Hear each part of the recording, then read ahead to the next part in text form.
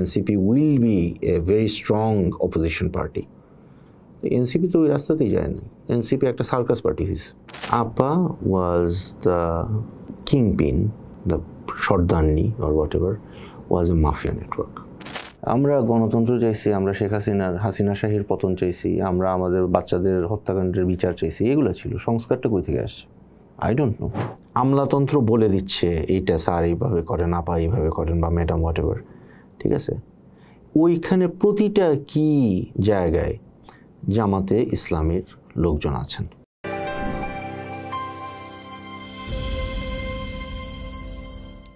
আমরা কি বদলাইছি? সো হ্যাঁ, নেগেটিভ কথা আমরা বলতে পারি, নেগেটিভ অনেক অনেক অনেক কিছু আছে। এটা সাংবাদিকের কথা না, এটা হচ্ছে যিনি নির্বাচন কমিশন সংস্কার কমিটি যিনি প্রধান বদিউল আলম মজুমদারের কথাটাই হচ্ছে যে বাংলাদেশ এমনভাবে দুর্বৃত্তায়িত হয়েছে, তার নির্বাচন ব্যবস্থা, তার পলিটিক্যাল অবস্থা পুরোটাই যেভাবে দুর্বৃত্তায়িত, সেটাতে লম্বা সময় পাড়ি দিতে হবে। তো সেই লম্বা সময় আমি পাড়ি দিব, সেটা একটা প্র্যাকটিস আমার লাগবে। কিন্তু আসছে নির্বাচন, তাহলে সুষ্ঠু হওয়ার জন্য কতখানি প্র্যাকটিসের বদল করতে হবে? আসলে আসছে নির্বাচনটা যেন সুষ্ঠু হয়, এটার দায়িত্ব কি খালি মানে বিএনপি বা সরকারের?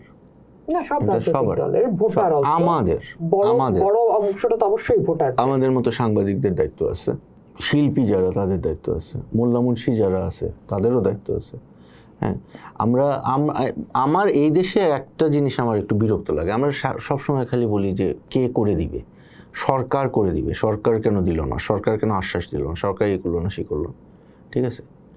কিন্তু দেখেন ওই যে 5ই আগস্টের পরে 6, 7, 8 আগস্টের রাতগুলো আপনি মনে করেন, ভয়ানক রাত ছিল, কিন্তু খুব সুন্দরও ছিল। কিন্তু ওই সময় দেশে সরকার নেই, রাইট?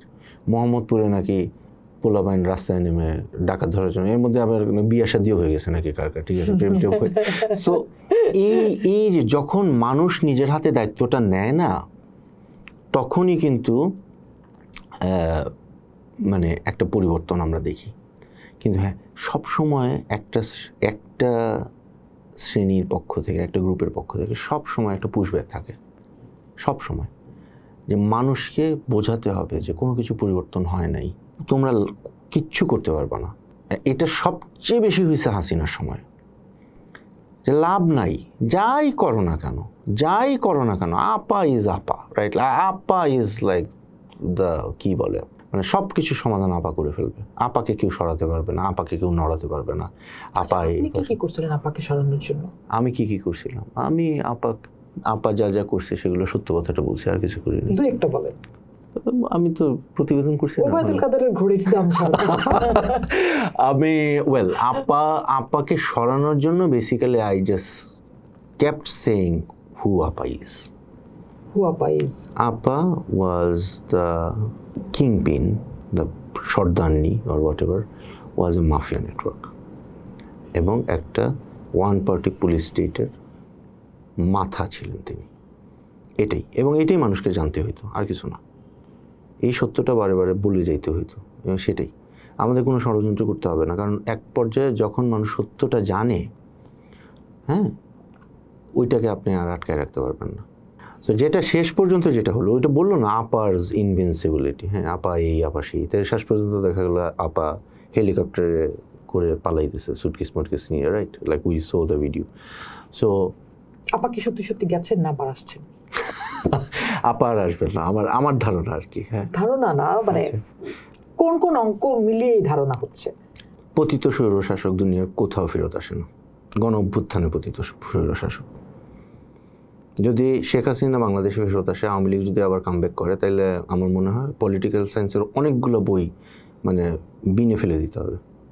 আমাদের বাংলাদেশে একটা জিনিস কি জানেন, আমরা মনে করি যে আমরা খুব এক্সেপশনাল, মানে আমাদের দেশের মতো দেশ আর কোনোটা নাই। এটা আসলে সত্য না। আমরা খুব খুব খুব টিপিক্যাল একটা দেশ, খুব টিপিক্যাল একটা কলোনিয়াল, পোস্ট কলোনিয়াল একটা স্টেট। আমাদের এখানে যা কিছু হয় অন্য কোনো না কোনো জায়গায় কোনো না কোনো ফর্মেটে এটা হয়ে গেছে অলরেডি। অনেক অনেক অনেক অনেক মানে আমি আপনাকে ইনফ্যাক্ট কেন হাসিনা এবং আওয়ামী লীগ ফেরত আসবে না এটা নিয়ে আমি আপনাকে আরো 1 ঘন্টা পডকাস্ট করতে পারবো আপনার সাথে। 1 ঘন্টা না, 2-3 মিনিট করতে চাই একদম। প্রথমত হলো সায়েন্টিফিক পলিটিক্যাল সায়েন্সের যদি আমি হিস্ট্রি দেখি, দুনিয়াতে কোনো নজির নেই গণ অভ্যুত্থানে, বাই দ্য ওয়ে মিলিটারি কুতে পতিত স্বৈরাচার বা হুএভার পতিত লিডার ফেরত আসে, গণ অভ্যুত্থানে পতিত স্বৈরাচার ফেরত আসে না। তার বাচ্চা কাচ্চা হয়তো আসতে পারে, সেটা কয়েক জেনারেশন পরে, কিন্তু সে ফেরত আসে না। এক। দুই হলো Awami League as a political party, Awami League died, ওর ইন্তেকাল হয়ে গেছে, মরে গেছে 2018 সালে, ঠিক আছে? ও আর কোনো দিন মানে আওয়ামী লীগ শেখ হাসিনার আমলেই আওয়ামী লীগ শেষ হয়ে গেছে, এটা এই গণ অভ্যুত্থানে শেষ হয়নি।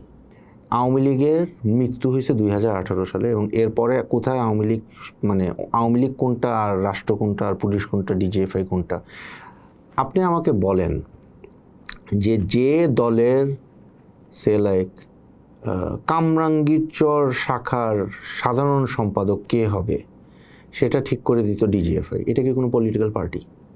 আওয়ামী লীগ ওই পর্যায়ে গেছিলো, ওইটা আর পলিটিক্যাল পার্টি ছিল না, ওটা কী ছিল ওইটা এখন। হ্যাঁ, আর 3 নম্বর পয়েন্ট যেটা হলো যে বাংলাদেশে একটা বিরাট অংশের লোক মরে যাওয়ার আগ পর্যন্ত আওয়ামী লীগ ঠেকানোর কাজে করবে, শিওর, একদম শিওর। তাহলে এই যে এখন রাজনীতির মাঠে বলা হচ্ছে যে বিএনপির জন্যই আওয়ামী লীগ প্রয়োজন, বিএনপির ক্ষমতা টিকে থাকতে হলে আসলে এরকম একটি বড় রাজনৈতিক দলকে তার লাগবে, আগামী নির্বাচনের সময় আসলে আওয়ামী লীগ আসবে। এই দেশ হচ্ছে দুই দলের দেশ, একটি দল ছাড়া আরেকটি দল আসলে টিকবে না।